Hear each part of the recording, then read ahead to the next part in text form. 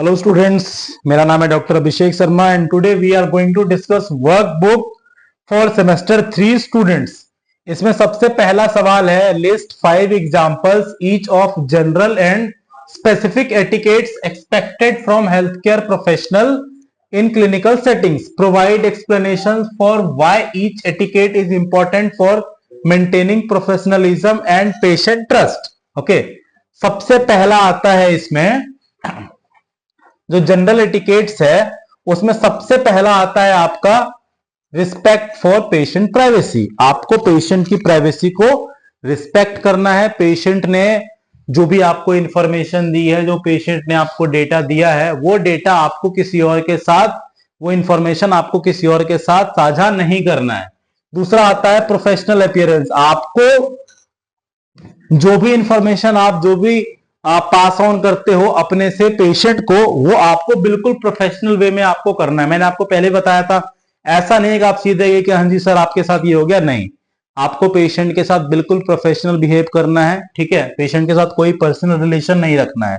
उसके बाद आता है पंक्चुअलिटी। आपको टाइम पे जाना है। ठीक है, टाइम पे पेशेंट का जो भी सैंपल आपने कलेक्ट किया है, जो डेडलाइन आपने पेशेंट को रिपोर्ट के लिए दी है, उस डेडलाइन को आपको फॉलो करना है। उस डेडलाइन पे आपको पेशेंट को वो डेटा डिलीवर करना है, वो रिपोर्ट डिलीवर करना है। उसके बाद आता है इफेक्टिव कम्युनिकेशन।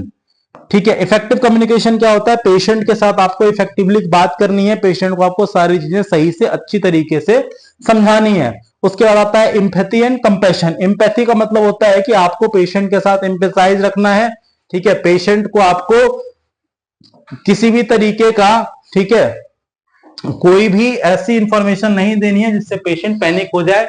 पेशेंट को कूल, काम एंड कंपोज्ड वे में पेशेंट को सारी इंफॉर्मेशन देनी है। जो स्पेसिफिक एटिकेट्स है वो आता है इन्फॉर्म्ड कंसेंट। ठीक है, इन्फॉर्म्ड कंसेंट का मतलब होता है हर एक टेस्ट करने से पहले आपको पेशेंट को बताना होगा कि आप टेस्ट कौन सा कर रहे हो, उसका क्या प्रोसेस है, उसमें क्या क्या उसके साइड इफेक्ट हो सकते हैं, उसके क्या रिजल्ट आएगा, उसका उस पेशेंट की बॉडी पे क्या इफेक्ट पड़ेगा। उसके बाद आपको जो है appropriate use of medical terminology. Medical terminology का जो है आपको उसका बहुत अप्रोप्रिएट यूज करना है। ठीक है, आपको कोई भी अल्टरनेट स्लैंग का यूज नहीं करना है। ठीक है, उसके बाद आता है अगला, prominently addressing concern and complains. अगर आपको कोई भी कंप्लेन है पेशेंट से रिलेटेड, पेशेंट के डेटा से रिलेटेड, पेशेंट की सेफ्टी से रिलेटेड, पेशेंट के रिपोर्ट से रिलेटेड, तो आपको वो चीजें भी कन्वे करनी है, मैसेज। उसके बाद नॉन जजमेंटल एटीट्यूड रखना है। ऐसा नहीं है कि आपने किसी पेशेंट का सैंपल कलेक्ट किया, उसकी रिपोर्ट करी, पेशेंट HIV पॉजिटिव आया, अब आप उसके पास जाके आप उससे सही से बात नहीं कर रहे हो, उसको नीचे दिखाने की कोशिश कर रहे हो। नहीं, आपको हर पेशेंट को सेम इक्वली ट्रीट करना है। आपको हर पेशेंट को नॉन जजमेंटल होकर उसकी चीजों को बताना है, उसके रिपोर्ट्स को बताना है। उसके बाद आता है एडहियरिंग टू प्रोटोकॉल्स एंड प्रोसीजर। आपको पता होना चाहिए कि जो प्रोटोकॉल्स हैं, ठीक है, जो प्रोसीजर है, वो सारे प्रोसीजर क्या क्या है, और आपको उन सारे प्रोसीजर से आपको पता होना चाहिए। ठीक है, आपको अब पेशेंट को बिना जज किए हुई चीजों को बताना है। आपको पेशेंट के साथ कोई पर्सनल रिलेशन नहीं रखना है, पेशेंट के साथ बिल्कुल प्रोफेशनल वे में पेश आना है।